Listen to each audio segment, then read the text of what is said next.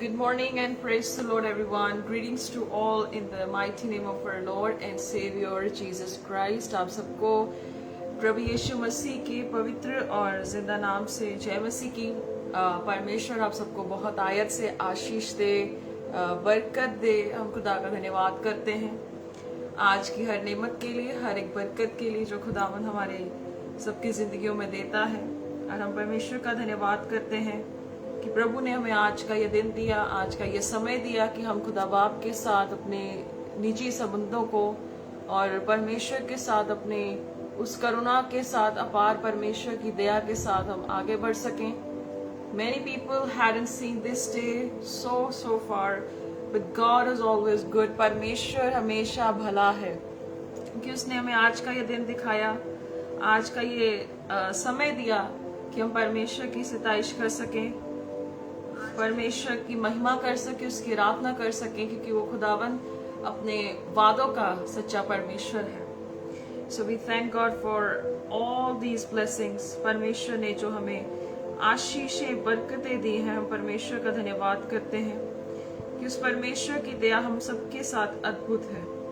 और आप जितने जन आज जुड़े, आज परमेश्वर के वचन से जरूर सीखें, क्योंकि आज का वचन खुदा की दया से उसके कलाम की मानद हमें प्रेजेंट करने के लिए परमेश्वर सहायता करे, मदद करे।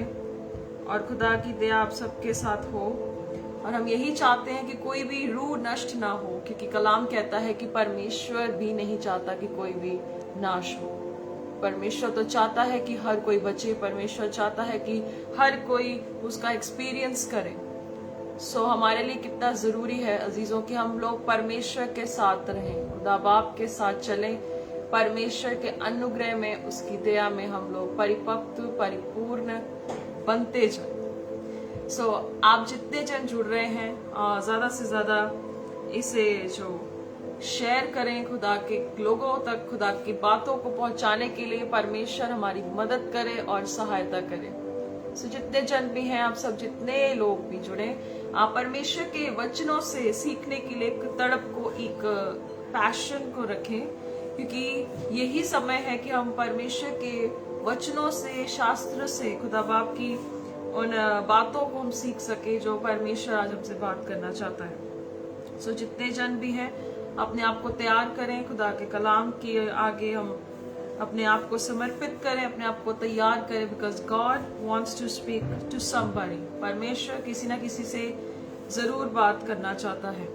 आइए अपने दिलों को तैयार करें, अपने मनों को हम तैयार करें, क्योंकि ये समय है कि खुदाबंद के वचनों से सीखने का, और हम लोग अपने आप को इतना स्ट्रॉन्ग करें कि वो परमेश्वर आज हमसे अद्भुत रीति से बात करने पाए। सो आइए अपने आप को हम तैयार करें परमेश्वर के वचन से सीखने के लिए, और खुदावंद के साथ आप मजबूत बने रहें और बड़ी हिम्मत और हियाव के साथ परमेश्वर के साथ आप चलते रहें। सो आइए अपनी आंखों को बंद करेंगे, सब जन प्रार्थना में जाएंगे और हम प्रार्थना करेंगे कि परमेश्वर की इच्छा जो है वो आज उसके वचन से पूरी होने पाए। आइए दुआ करेंगे। स्वर्गीय पिता, धन्यवाद देते प्रभु जी आज हर एक बात के लिए, हर एक नेमत के लिए परमेश्वर जी, जो आप अपने लोगों को देते हैं और अपने लोगों को प्रभु जी वचनों से बात करने के लिए परमेश्वर अपने लोगों को भेजते हैं कि प्रभु आज के द्वारा या आने वाले समयों में या पिछले बीते समयों में खुदावंद बहुत से नबी, बहुत से लोग आए कि जिन्होंने तेरी खरी बात को, आपकी सच्चाई को रखने के लिए खुदावंद आपने अपने लोगों को नेमत दी और वरदान दिया कि वो सिद्धता से परमेश्वर आपके उस वचनों को, उस बातों को रख सके खुदावंद। और हम प्रार्थना करते पिता परमेश्वर यीशु के पवित्र मीठे नाम से खुदावंद हमारे हृदयों को, हमारे मनों को ऐसा तैयार कर परमेश्वर कि हम भी आपके उस खरे वचन को, आपकी महिमा को, आपकी सताइश को बहुत से लोगों तक लेके जा सके। बाइबल कहती कि तुम पृथ्वी की छोर तक मेरे गवाह बनोगे। प्रार्थना करते परमेश्वर सच में आप जिस पर दया करते हैं, आप उसे चुनते हैं और आप उसे खड़ा करके उसे बनाते हैं। प्रभु हम मिट्टी है, तू कुम्हार है। खुदावंद हमें बना, हमें सींच परमेश्वर, और हर एक उस झाड़ियों को, हर एक उस बातों को प्रभु जी जो हमारे जीवन से आपको मिलती हैं खुदावन, जो आपके हृदय को तोड़ती, प्रभु हम ये मांगते हैं यीशु के नाम से कि आप हमारे हृदयों को तोड़िए परमेश्वर, ताकि हम आपके साथ बन सके, आपके द्वारा बन सके, आपकी इच्छा में बन सके। प्रभु हम ऐसी प्रार्थना करते हैं परमेश्वर, और हर वो बात जो खुदावंद आपके हृदय को या आपके निराश या खेद होने के कारण बनता है, प्रभु हम आपसे पश्चाताप कर कर कहते हैं खुदावंद हमारे जीवन से वो सभी बातों को दूर कर। पिता परमेश्वर यीशु मसीह नासरी के नाम से हर शैतानी बात प्रभु जी जो आपके वचन को चुराने के लिए तत्परता से काम करती है, हम यीशु के नाम से उसे कैंसिल करते हैं। प्रभु जी हम प्रार्थना करते परमेश्वर आपकी ही इच्छा हर एक के जीवन में पूरी हो सके। प्रभु हम मांगते यीशु के नाम से परमेश्वर जी कि आज का वचन बहुत से लोगों तक पहुंचने के लिए सहायता करें, मदद करें परमेश्वर, ताकि सच में बहुत से दिल आज तैयार हो परमेश्वर, बहुत सी रूहें आज आपके चरणों में आकर अपने मुक्तिदाता यीशु को परमेश्वर गहराई से जान सके, क्योंकि कलाम कहता है कि परमेश्वर एकमात्र परमेश्वर को जानने के लिए परमेश्वर यही एक अनंत जीवन है कि हम सच्चे परमेश्वर को जाने। खुदावन आप वरदान दे अपने लोगों को कि जो लोग आपकी सेवा करते हैं, आपकी सताइश करते हैं, आपको जानना चाहते हैं, आपको समझना चाहते हैं, प्रभु ने ऐसा मन और ऐसा हृदय और ये वरदान दीजिए कि वो आपको इस संसार में परमेश्वर अनंत काल के जीवन के लिए खुदावंद आपको समझे, आपको जाने। प्रभु आज की कलाम के लिए प्रभु अपने आप को देते हैं परमेश्वर, हमारे मुख के साथ हो, हमारी हर बात के साथ हो प्रभु, और हम मांगते हैं यीशु के नाम से कोई भी बात जो परमेश्वर कोई भी अंधकार की शक्तियां, हर टेक्निकल इश्यूज को हम यीशु के नाम से रद्द करते प्रभु जी। आप ही की मर्जी, आप ही की इच्छा हर एक जगह पूरी हो सके परमेश्वर, जैसे आसमानों में आपकी मर्जी पूरी होती है, इस जमीन पर और इस जगह पर इस संगति में प्रभु आप ही की इच्छा पूरी हो सके, और उन हृदयों को तैयार कर खुदावत की तेरी गवाही को बहुत से लोगों तक लेके जाने के लिए पाक रूह आप अपने लोगों को तैयार करें, क्योंकि आज भी आपका आत्मा काम करता है प्रभु जी, के समयों में भी, अंत के दिनों में भी प्रभु जी तेरे गवाहों को, तेरे लोगों को खड़ा करने के लिए आपका आत्मा सक्षम है। कि जिस आत्मा ने यीशु को मुर्दों से जिलाया, वही पाक रूह खुदावंद हमारे नश्वर देव के साथ खुदा बाप यीशु के नाम से हमें वो जिलाएगा, और हम मांगते कि परमेश्वर आपकी रूह के द्वारा खुदावंद सब कुछ मुमकिन हो सकता है। प्रभु जी विश्वास की नींव को बना खुदावंद, ताकि बहुत से लोग तुझे जाने और वो सच्चाई को जाने और सच्चाई उन्हें आजाद करे। आगे के समय में जो लोग इस वचन को सुने खुदावंद उनके दिलों को छेदने दीजिए, और आपका पाक रूह उनके दिलों को परिवर्तित करे। धन्यवाद देते प्रभु, आपका नाम ऊंचा हो सके, आप बड़े और हम घटे, हर एक इश्यूज को टेक्निकली परमेश्वर यीशु के नाम से कैंसिल करते प्रभु। शुरू से अंत तक हर बात को रखने की आपकी सहायता चाहते प्रभु जी, आपकी मर्जी के अनुसार खुदावंदित बातों को रखने के लिए प्रभु आपने सहायता किया, हफ्ता दिया, रविवार को दिया प्रभु, हम धन्यवाद देते हैं प्रभु, आपकी मर्जी पूरी हो सके, और आपको सारा आदर महिमा देते हैं, सब कुछ यीशु के लहू में छिपाकर उसके वचन के अनुसार विजय को लेकर हर एक दुआ को हम पे अपने मुक्तिदाता, हमारे उद्धारकर्ता और प्रभु यीशु मसीह के पवित्र और सामर्थी नाम से हम मांग लेते हैं। आमेन, आमेन, आमेन, हालेलुया।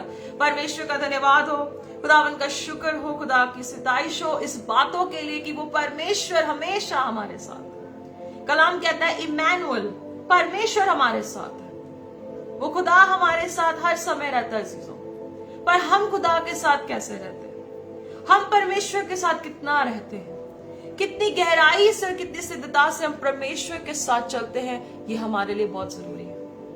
हालेलुया। हमारे लिए कितना जरूरी है कि हम खुदावंद यीशु मसीह के साथ चलें। अनंत जीवन इसी में है कि हम यीशु को जानते हैं और उसे समझते हैं। बाइबल कहती है कि घमंड का विषय ये है, we know the Lord, we understand him, हम उसे जानते हैं और हम उसे समझते हैं। हमारे पास घमंड करने के लिए कोई भी संसार की वस्तु नहीं है।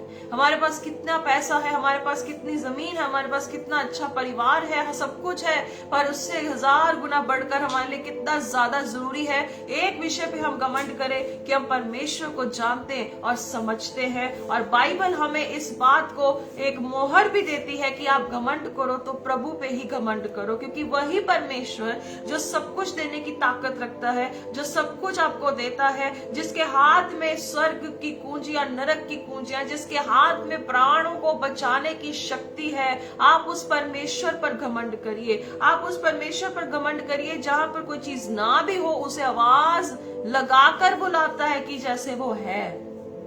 वो ऐसा परमेश्वर है कि जहां पे अभी भी आप सोचते होंगे कि वो बना नहीं है, वो ऐसी आवाज मारता है कि वो जैसे चीज होती ही है वो वैसे ही आ जाती है। कितना बड़ा परमेश्वर है। पर हम लोग आज की संसार की दौड़ भाग में इतने इन्वॉल्व हो चुके हैं, इतना हम संसार की झाड़ियों में फंसते जा रहे हैं, हम लोग अपने परमेश्वर को खुद सीमित कर देते हैं अपनी गतिविधियों से, अपने अविश्वास से, अपने ही कहते परिस्थितियों को सुलझाने में हम खुद ही लग जाते हैं। और जिसका कारणवश ये होता है, हम आज उस निराशाओं को, उन हारों को और जो चीजें हम फेस कर रहे हैं उसका कारण हम खुद भी हैं। We cannot blame God। हम परमेश्वर को दोषी नहीं करार कर सकते, क्योंकि परमेश्वर तो कहता है कि जो विश्वास करता है वो मेरी महिमा को देखता है। If you believe, you will see the glory of God। परमेश्वर यीशु मसीह ने जब मार्था से, मरियम से बात की थी, मरियम ने कहा, प्रभु अगर तू यहाँ होता तो मेरा भाई ना मरता। तो प्रभु ने कहा कि अगर तू मुझ पे विश्वास करेगी तो तू परमेश्वर की महिमा को देखेगी। हमें परमेश्वर की महिमा देखनी तो है, पर हम विश्वास नहीं करते। हम विश्वास करते हैं पर एक एक्सपेक्टेशन नहीं होती कि क्या परमेश्वर सच में अपनी महिमा दिखाएगा। देखिए, दो पहलू होते हैं। अगर हम विश्वास करते हैं तो अगली चीज पूरी होगी कि वो अपनी महिमा प्रकट करेगा, क्योंकि बाइबल कहती है कि जो उस पर विश्वास करता वो कभी लज्जित नहीं होते, वो कभी शर्मिंदा नहीं होते। पर जब हम परमेश्वर की महिमा को देखते रहते हैं कि वाकई खुदा हमारे बोलने से पहले, हमारे मांगने से पहले, हमारी दुआ में याद करने से पहले परमेश्वर हमारे लिए मुहैया कर देता है, तो हम विश्वास नहीं करते। जब हम विश्वास करते हैं तो एक शक के दायरे में आ जाते हैं कि क्या सच में परमेश्वर अपनी महिमा दिखाएगा, क्या सच में ऐसा होगा। पर अगर आपने विश्वास किया है तो इस बात पे भी विश्वास करो कि वो एक दिन अपनी महिमा प्रकट करेगा। बाइबल कहती है, भजन संहिता 91 की 16, Psalms 91:16 कहता, मैं अपने उद्धार का काम प्रकट करूंगा, मैं अपनी सैल्वेशन का काम प्रकट करूंगा, जिससे तुम जान सकते हो।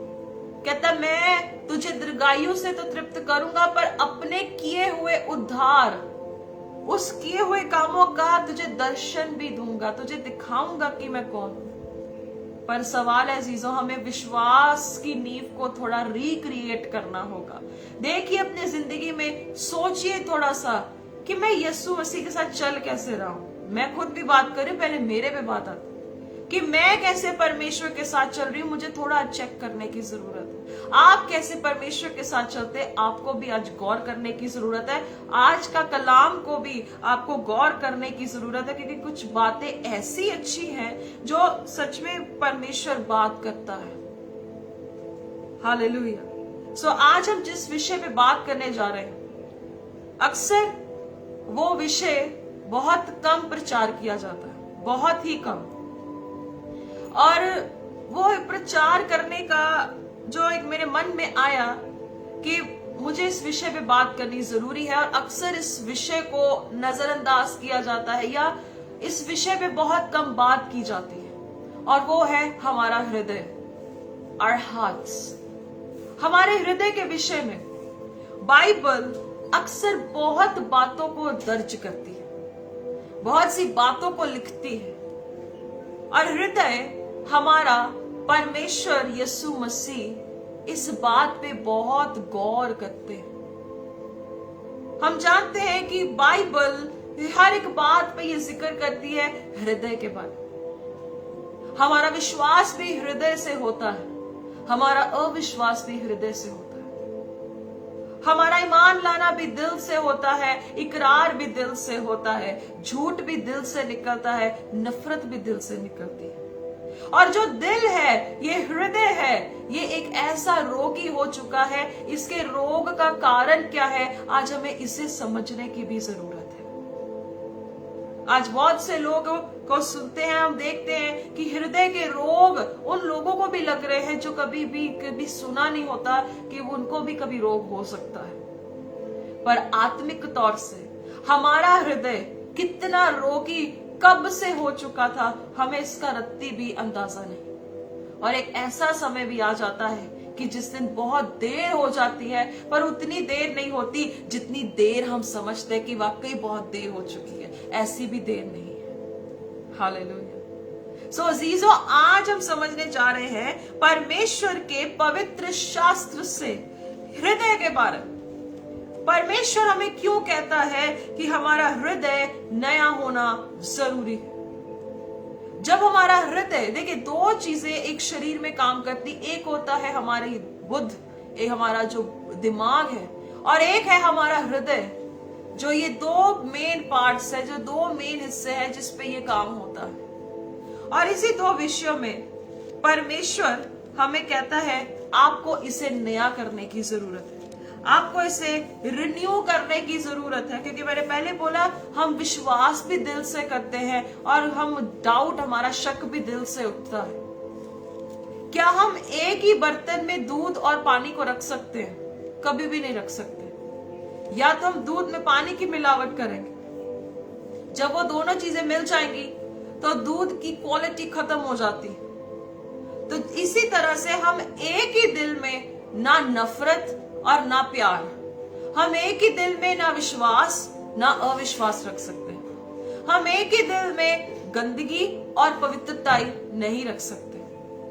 हमें एक ना एक चीज को चुनना पड़ता है कि हम उसे निकालें और उसे हम फेंकें, और एक चीज को हम अपने दिल में रख सकते हैं। और उसी कारण से हमारे दिल में, हमारे मन में, हमारे हर एक क्षेत्र में उसी रीति से गतिविधि होती है, उसी रीति से वो काम होता है, उसी रीति से हम एक्शन में आते हैं। आइए परमेश्वर के पवित्र शास्त्र से we'll see from Jeremiah chapter 17 verse 9, यिर्मयाह की पुस्तक उसकी 17 बाब और उसकी 9 नंबर आयत में से हम पवित्र परमेश्वर के उस वचन को पढ़ेंगे जो लिखता है। आइए देखेंगे क्या लिखा है। मन तो सब वस्तुओं से अधिक धोखा देने वाला होता है, उसमें असाध्य रोग लगा है, उसका भेद कौन समझ सकता है। मैं दोबारा पढ़ना चाहती हूँ इसे वचन को। कहता, मन तो सब वस्तुओं से अधिक धोखा देने वाला है, उसमें से असाध्य रोग लगा है। इंग्लिश में लिखे, the heart is deceitful above all things and it is exceedingly perverse and corrupt, mortally sick. Who can know it? कहता ये असाध्य रोग जो लगा है, इस दिल को लगा हुआ है एक ऐसा रोग। कहता ये रोगी हो चुका है। कहता सब वस्तुओं से अधिक जो करप्टेड है, जो क्या है, धोखा देने वाला है, वो है हमारा मन, हमारा हृदय। हमारा हृदय ही है सब वस्तुओं से अधिक धोखा देने वाला है। कहता इसका भेद कौन समझ सकता है, इसका मिस्ट्री कौन समझ सकता है, इसे कौन जो है अपने ही दिल की गति को जान सकता है कि किस उसके दिल में क्या गति चल रही है। अजीजों, मैं बताना चाहती हूँ कि हमारे हृदय की गति भी हमारी हर एक परिस्थितियों से भी हो सकती है। हम जो देखते हैं वही हमारे दिमाग में चलता है और वही चीज हमारे अंदर काम करती है, और हमारा हृदय भी उसी रीति से गतिविधि करता है जैसा हमारा हृदय चाहता है। जैसे हम अपने दिल में सोचते हैं, जैसे हम अपने दिल में करते हैं, वैसे ही गतिविधि बनती है, वैसे ही वो एक्शन होता है। हम लोग क्या देखते हैं, हम क्या सुनते हैं, हम क्या इम्पैक्ट करते हैं, दैट इज द पॉइंट। हमें ये अंडरस्टैंड करना होगा कि हमारी गतिविधि, हमारा एक्शन हमारे हृदय को मैटर करता है। It determines our heart. कहता मन सब वस्तुओं से अधिक धोखा देने वाला होता है, सबसे ज्यादा डिसीटफुल हमारा हृदय है। कहता इसका भेद कौन समझ सकता है, कौन इसे समझ सकता है। और जैसे जैसे कोई भी व्यक्ति पाप में या वो परमेश्वर से दूर किसी चीज को करने लगता है, उसका हृदय परमेश्वर के प्रति पत्थर होने लग जाता है, स्टोनी होने लग जाता है, और वो ठंडा होना शुरू हो जाता है। और जैसे जैसे हमारा हृदय परमेश्वर के लिए ठंडा पड़ेगा, हमारा प्रार्थना, हमारा वचन भी कम होता जाएगा, हम लोग और कम होते जाएंगे, परमेश्वर से हमारी संगति और पीछे जाने लग जाएगी, वो जोश खत्म होता जाएगा, वो जज्बा खत्म होता जाएगा, वो जुनून खत्म होता जाएगा। और उसके कारणवश बहुत सारे हो सकते, कारण एक नहीं और कारण अनेक हो सकते हैं, पर हमारे लिए अजीजों इस भेद को समझना जरूरी है। हमें इस चीज को समझने की जरूरत है कि अब ये समय है, we have to renew our hearts, हमें अपने दिलों को नया करने के लिए परमेश्वर की सहायता की जरूरत है। हम लोग अपने तरीके से, अपने समझ से, अपनी योग्यता से कभी भी अपने दिल को कंट्रोल नहीं कर सकते, हम अपनी भावनाओं को कभी भी कंट्रोल नहीं कर सकते। अगर एक व्यक्ति इस बात का अभ्यास कर लेता है, परमेश्वर की सहायता को मांगता है कि परमेश्वर, मैं अपने दिल की गति को या अपने दिल के भेद को समझ नहीं सकता, ये ऐसा बेलगाम घोड़ा है जो इधर दौड़ता है, ये उधर दौड़ता है, लेकिन परमेश्वर का वचन एक बात हमेशा कहता है कि परमेश्वर के द्वारा हम सब कुछ कर सकते हैं। फिलिपियों 4:13 में लिखा है कि जो मुझे शक्ति देता है, जो मुझे सामर्थ देता है, मैं उसी के द्वारा सब कुछ कर सकता हूं। हमारी शक्ति प्रदान करना परमेश्वर से है, और हमें उस परमेश्वर पर कितना निर्भर रहना जरूरी है अजीजों, कितना हमें उस पर विश्वास के साथ चलने की जरूरत है, क्योंकि बाइबल कहती है कि विश्वास से ही धर्मी जीवित रहता है। हमारा विश्वास करना हमारे दिल से होगा। अगर हम इस धरती, दिल की धरती में, दिल की भूमि पर हम अपने परमेश्वर की सहायता से अच्छी बीज को बोएंगे, अच्छे वचनों के बीज को अपने दिलों में पिरोएंगे, और वो विश्वास की बढ़ोतरी भी उस वचन की कलाम से होगा, और वो झाड़ियां हमें दूर करने की जरूरत है, हमें उन झाड़ियों को दूर करने की जरूरत है। पथरीली भूमि को, हमारे हृदयों को पत्थर हमें नहीं करना है, हमें अपने मनों को कठोर नहीं करना है। और भजन संहिता में भजनकार भी लिखता है कि अगर तू आज उसका वचन सुने तो तू अपने मन को कठोर ना कर। हमारा वचन सुनना बहुत ही जरूरी है, क्योंकि अगर हम वचन सुनते हैं तो इससे बहुत सी चीजों में हमारी उन्नति और गतिविधियों में बदलाव आता है। हालेलुया। प्रभु यीशु मसीह जब भी बात करते थे, उन्होंने भी एक बात को रखा। मत्ती की इंजील में देख सकते हैं, book of Matthew chapter 15 verse 19, वहां पर भी लिखा गया है, मत्ती की इंजील उसकी 15 बाब और उसकी जो 19 नंबर आयत में लिखा है, क्योंकि बुरे विचार, हत्या, परस्त्रीगमन, व्यभिचार, चोरी, झूठी गवाही या निंदा मन ही से निकलती है। कहता वो मन से निकलता है, वो मन ही से निकलता है। और 18 आयत में भी लिखा है कि जो कुछ मुंह से निकलता है वह मन से निकलता है। जो कुछ कहता मुंह से निकलता है, जो कुछ भी हमारे मुंह से निकलता है, वो जो हमारे मन में होता है वो ही निकलता है। और यीशु कहता है, और वही मनुष्य को अशुद्ध करता है। वही चीज परमेश्वर का वचन कहता है उसे अशुद्ध करता है। और परमेश्वर इसी चीज को फोकस करना चाहते हैं कि आज का इंसान अपने शरीर को बदलने से अच्छा, अपने रूप आकार को बदलने से अच्छा है अपने मन को बदले, अपने दिल को बदले। क्योंकि यीशु मसीह किसी का भी कोई चीज को चेंज करने से कहीं बढ़कर वो इंसान के मन को बदलना चाहते हैं। और प्रकाशित वाक्य उसकी 3:20 में भी लिखा है, देख मैं तेरे दिल के दरवाजे पे खड़ा खटखटाता हूं, अगर कोई उसे खोलेगा तो यीशु कहता है मैं प्रवेश करूंगा और मैं उसके साथ भोजन, मतलब उसके साथ फेलोशिप करूंगा।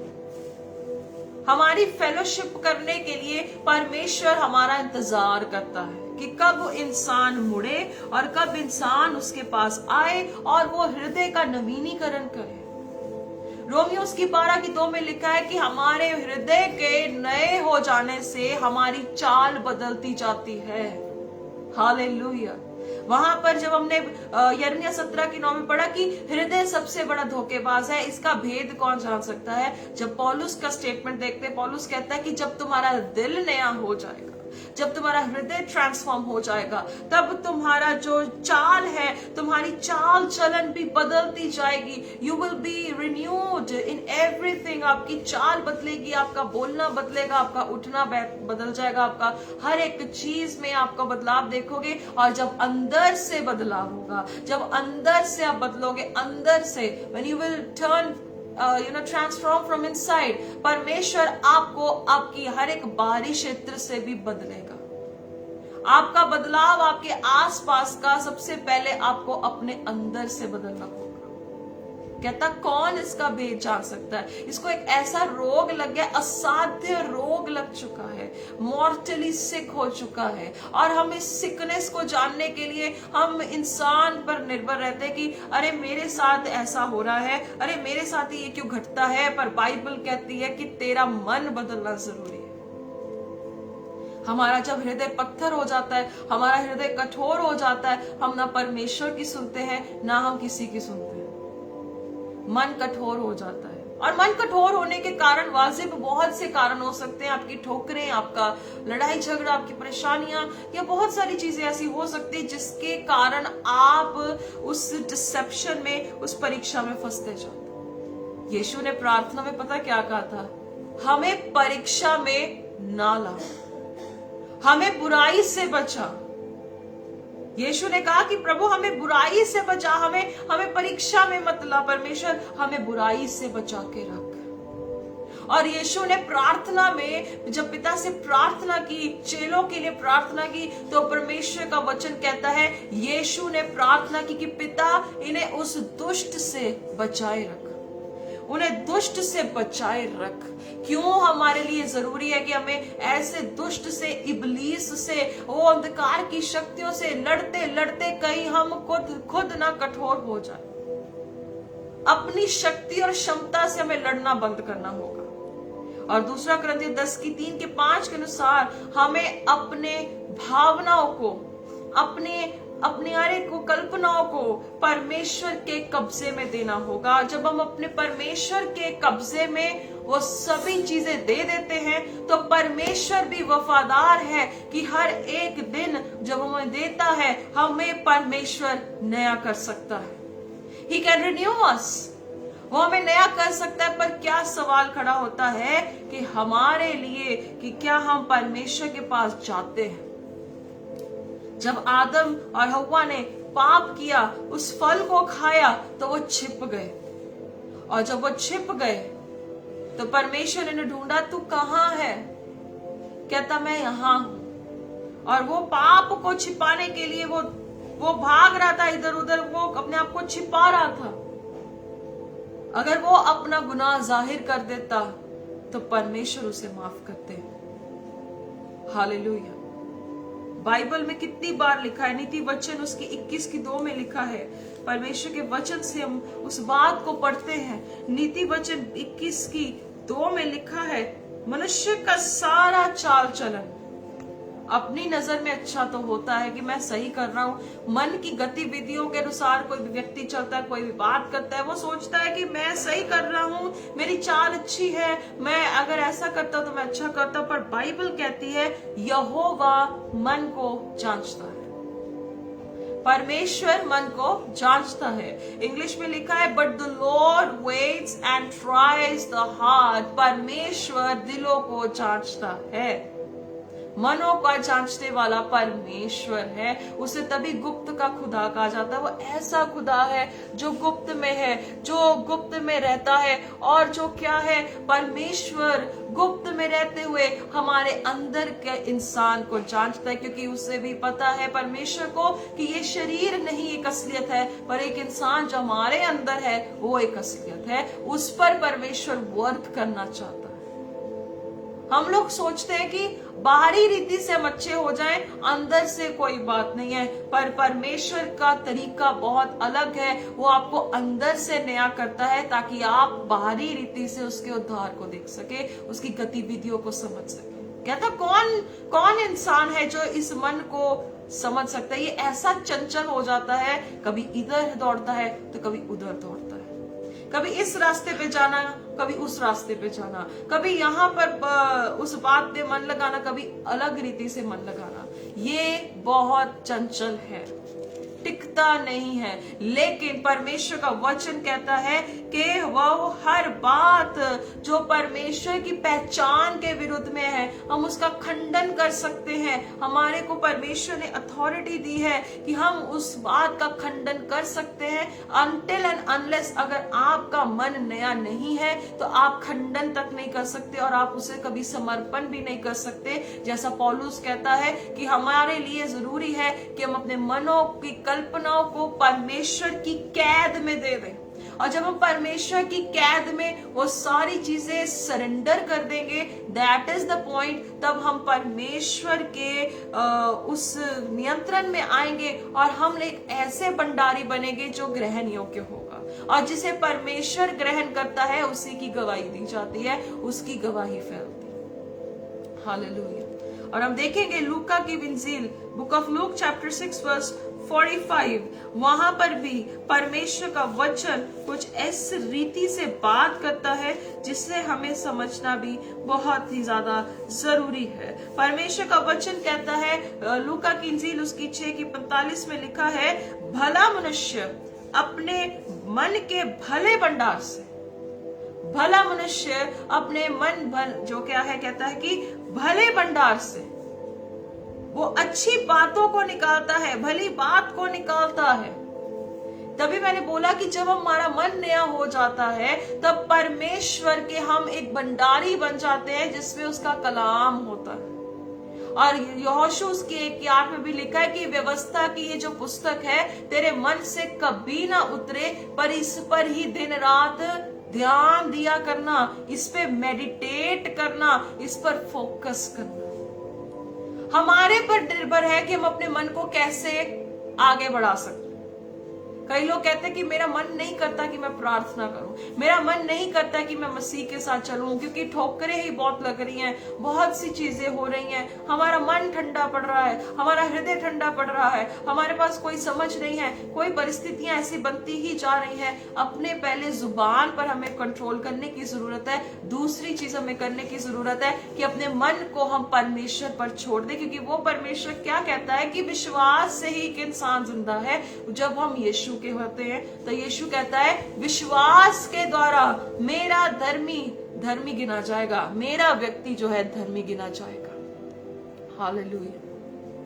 हमें इस बात को समझना है। जब हमारा मन नया हो जाएगा तब हमारी जुबान उस बात को बोलेगी। यीशु ने कहा कि जो तुम्हारे मन में है अगर वही तुम्हारे मुंह से निकलता है वो तुम्हें अशुद्ध करता है।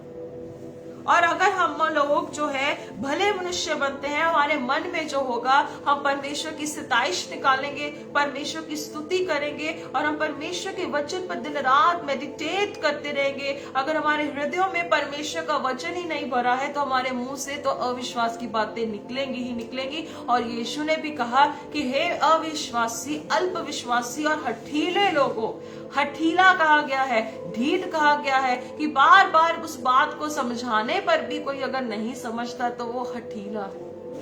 कहता मैं कब तक तुम्हारी सहूंगा, कब तक तुम्हारी सहता रहूंगा, कब तक तुम्हारे साथ रहूंगा। हालेलुया। हमारा हठीलापन परमेश्वर के काम को रोकता है। हमारा ढीठपना परमेश्वर के काम को रोकता है।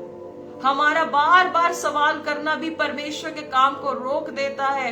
हमारा आलस्य करना भी परमेश्वर के काम को रोक देता है। आप उस वेट करने के समय में, आप दुख के समय में, परसिक्यूशन में, हर एक परिस्थिति में आप क्या रिएक्ट करते हो वो बताता है कि क्या सच में आपका मन परमेश्वर के लिए नया है कि नहीं है। तभी बोला इसे आज बहुतों तक लेके जाइए, इसे ज्यादा से ज्यादा फैलाइए।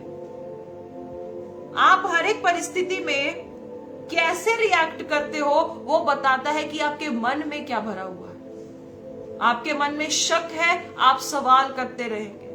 आपके मन में कड़वापन है तो आपके मुंह से वो बातें निकलेंगी। आपके मन में अविश्वास है तो वो बातें अविश्वास की ही निकलेंगी कि आखिर कब तक मैं भी इंतजार करूं, कब तक मैं भी झेलता रहूं। हालेलुया। खुदा के नबी जो थे वो कभी भी ऐसे नहीं कहते थे। जब अय्यूब की पत्नी ने उसे बोला कि तू मर जा, तो उस अय्यूब ने अपनी पत्नी को डांटा, हे मूर्ख स्त्री, क्या तुझे ये नहीं पता कि जब हम उससे सुख लेना जानते तो उससे दुख भी ले। हम लोग क्या ऐसे बनते हैं कि जब कोई व्यक्ति आपके पास आता है, आपको कोई सुनाकर जाता है, कोई बात बोलता है, अगर आपका मन आज नया हो चुका है, आप उसे आशीष ही देंगे कि प्रभु तुझे आशीष दे।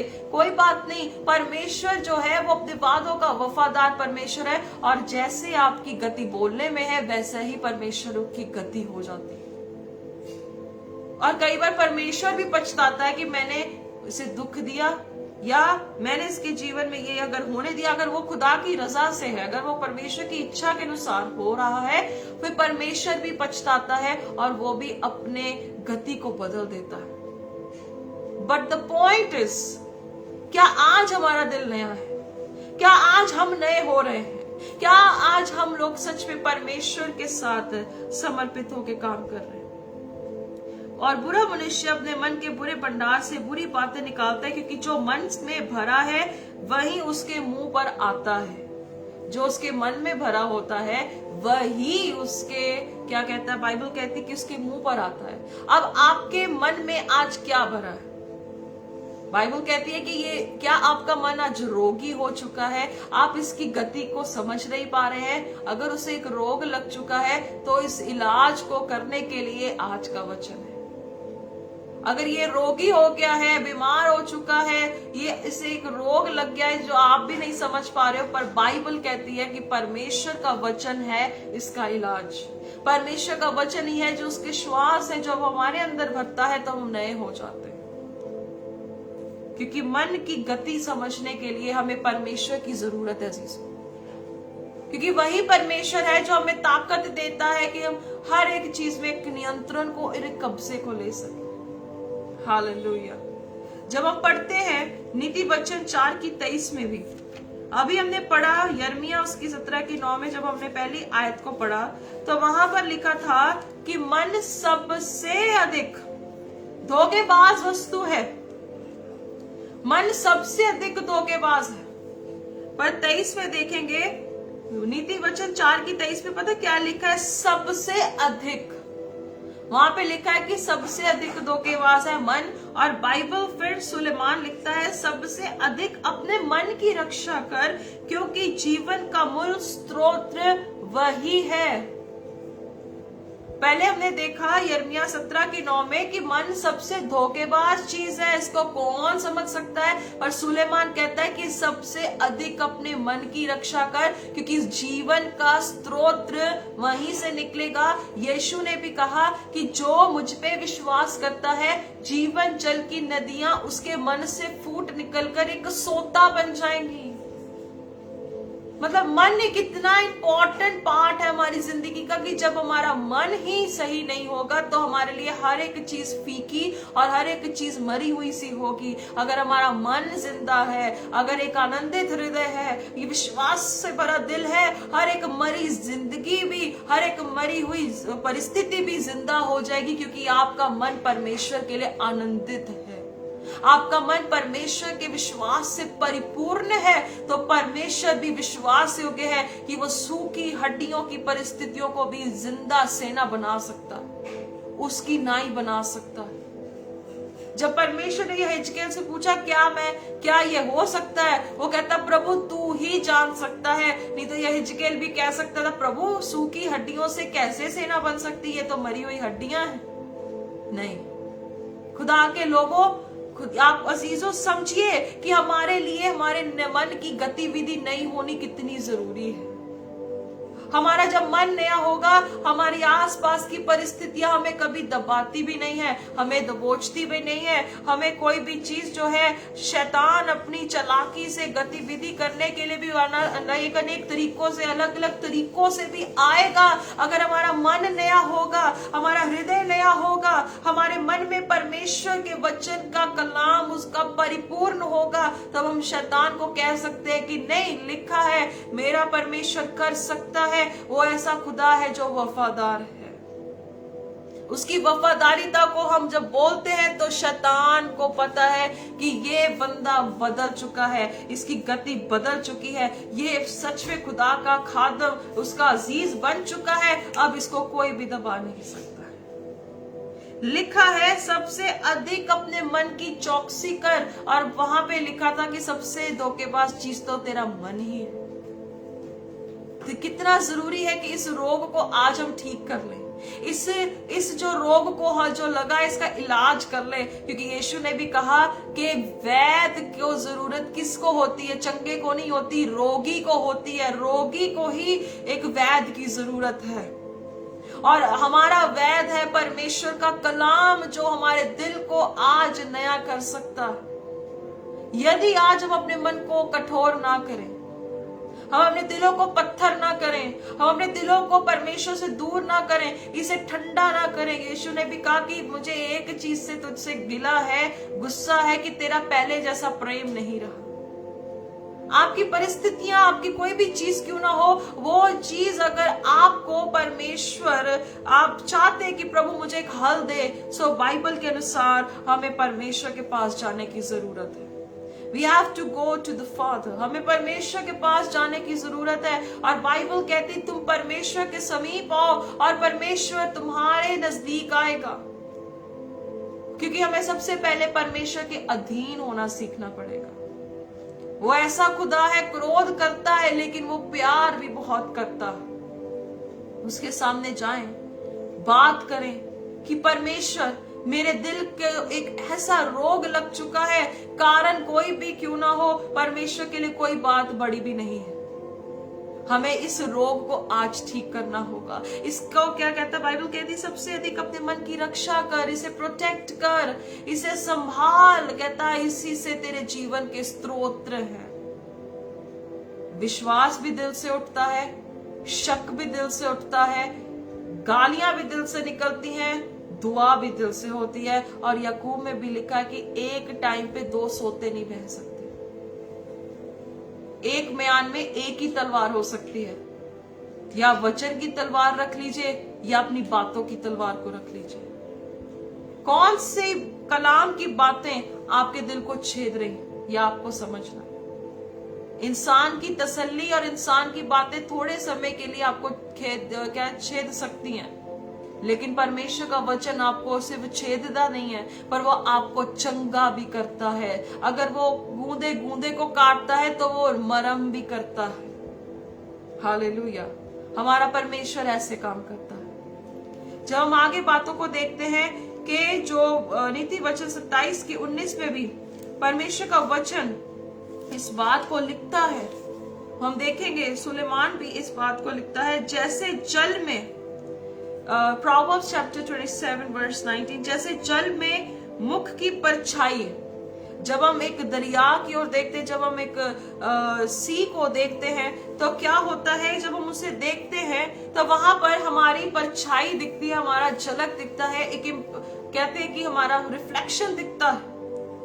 कहते हैं जैसे जल में मुख की परछाई मुख को प्रकट करती है, वैसे ही मनुष्य का मन मनुष्य को प्रकट करता है। आपका मन आपके बोलने से, आप क्या बोलते हैं, कैसे बोलते हैं, आपका मन वहीं से प्रकट हो जाता है कि आप कैसे इंसान हैं। जैसे हम एक जल में अपने मुंह को झुकाकर देखते हैं तो हम देखते हैं कि अरे ये मेरा चेहरा है, अरे मैं ऐसे दिखता हूं, मैं ऐसे दिखता हूं। वो रिफ्लेक्शन पड़ती तो हम अपने फेस को देख सकते हैं। वैसे ही बाइबल कहती है कि वैसे ही मनुष्य का मन मनुष्य को प्रकट कर देता है। इंसान के मन में जैसे भला भंडारी भले भंडार से भली बात को निकालता है, वैसे ही आपके भली बात से आपका अपना वो कैरेक्टर, आपका इंप्रेशन, आपकी पर्सनालिटी क्लियर हो जाती है। आपके काम तो प्रकट करते ही करते हैं, लेकिन आपका बोलना, आपका चाल चलन भी प्रकट कर देता है कि आप कैसे इंसान हैं। आपका दिल प्रकट करता है कि आप कैसे। ऊपर से कहने के लिए होंगे कि मैं विश्वासी हूं, मैं बहुत भला चंगा हूं, मैं आशीषित हूं। अपने मन से पूछकर देखो, क्या आप सच में आशीषित हैं? क्या आप सच में चंगे हैं? क्या सच में आप विश्वास में हैं? क्या सच में आप यीशु से प्यार करते हैं? ये हमारे ऊपर अजीजों, परमेश्वर हमें प्रैक्टिस करने के लिए ताकत देता है, वो हमें हेल्प करता है, क्योंकि बाइबल में लिखा है भजन संहिता 19:14 में, प्रभु जी मेरे दिल का ध्यान तुझे भाए। हमारा दिल का अध्ययन, हमारा हृदय का मेडिटेशन भी परमेश्वर को भावने पाए, ये भी लिखा जाता है। और जब हम उसी के चैप्टर में आगे पढ़ते हैं, नीति वचन उसकी 3 बाब और उसकी 1-6 से आयत में हम पढ़ते हैं, वहां पर भी लिखा है, कहता मेरी शिक्षा को मत भूल, मेरी टीचिंग को मत भूल, अपने हृदय में मेरी आज्ञाओं को रखे रहना। हमारे पर चॉइस आ जाती है कि हम अपने दिल में क्या रखना चाहते हैं। अगर हम परमेश्वर के वचन को रखना चाहते हैं या दुनिया की बातों को रखना चाहते हैं, अपनी विशेष को रखना चाहते हैं कि परमेश्वर की विल को रखना चाहते हैं, परमेश्वर की भलाइयों को याद रखना चाहते हैं या कि इन जो अपनी स्वार्थ को हम याद रखना चाहते हैं कि मैंने किसी की मदद की थी, मैंने किया था, मैंने ऐसे किया, मैंने वैसे किया, ये दुनियावी। और जब परमेश्वर की भलाई को याद रखते हैं, कहता जब तू इस बात को अपने दिल में रखेगा, कहता तेरी उम्र बढ़ेगी और तू अधिक शांति से और कुशल से रहेगा। जब इस दिल को, ये हृदय को जो रोगी हो गया था एक समय पे, बाइबल कहती है कि इसका इलाज और इसका मर्म एक ही है कि परमेश्वर की आज्ञाओं को अपने दिल में रखो। कहता तेरी उम्र बढ़ेगी और तू चैन से रहेगा और तेरे से कभी कृपा और सच्चाई अलग नहीं होगी। और तेरे दिल में ये जो है, जब हृदय रूपी हृदय में ये पट्टियां वे लिखा जाएगा, तो तू कहता परमेश्वर और इंसान का अनुग्रह पाएगा और तू बहुत बुद्धिमान होगा। देखिए, हमारे हृदय के अंदर जब हम इन चीजों को पिरोते हैं, बाइबल कहती है कि तू कुशल से रहेगा, तेरे ऊपर कृपा और सच्चाई कभी टलने भी ना पाएगी और तू इंसान के सामने और परमेश्वर के सामने तू क्या होगा, अनुग्रह को पाएगा। ये वही दिल है जिसे बदलने के लिए प्रभु यीशु मसीह इस धरती पर आए। यीशु मसीह इसीलिए आए, हमारा हृदय नया करने के लिए, हमारे मन की अशुद्धता को दूर करने के लिए, क्योंकि ये पाप एंटर हमारे दिल से, हमारे मन से वो हर गंदगी उठती है, अविश्वास उठता है, हर एक चीज उठती है। और यीशु कहता है कि इसी दिल में मेरे वचन को रखो।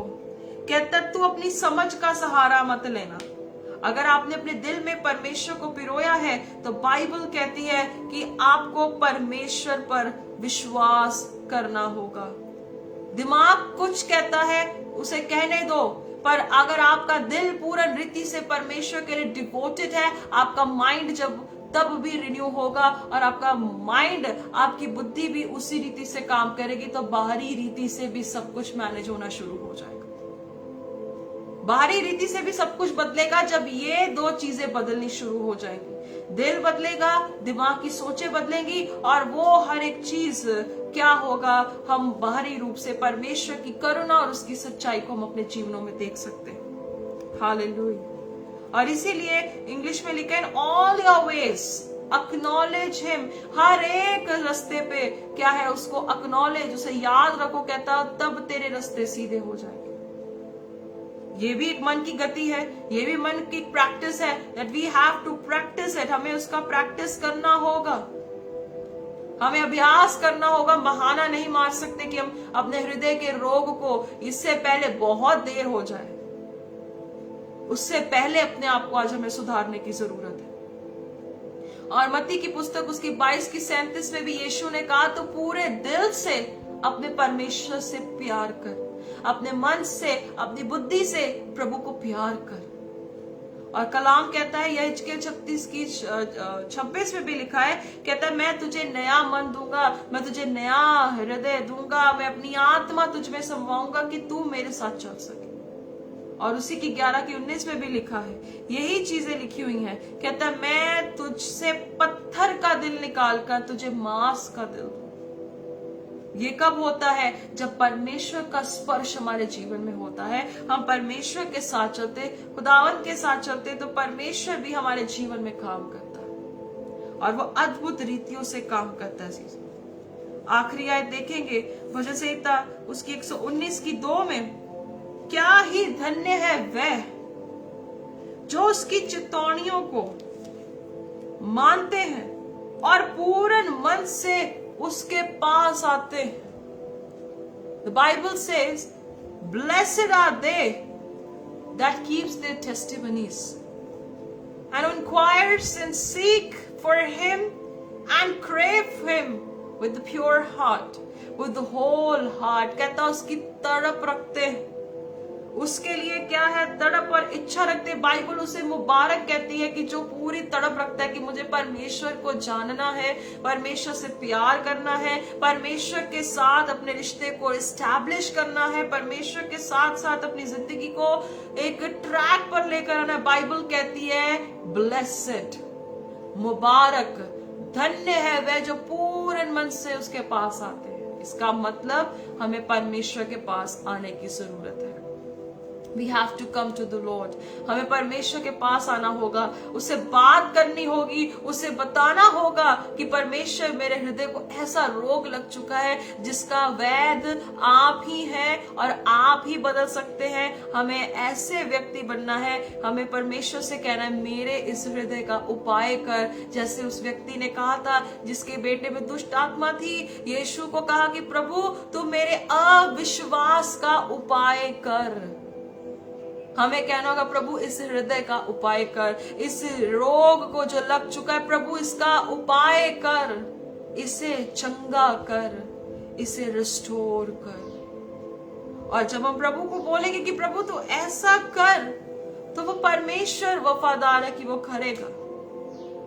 पर आज इन बातों को रखने का एक ही मकसद था जीजू, कि हम परमेश्वर के पास आए, प्रभु से बात करें और कहे प्रभु मेरे इस हृदय का इलाज कर, मेरे इस मन का इलाज कर।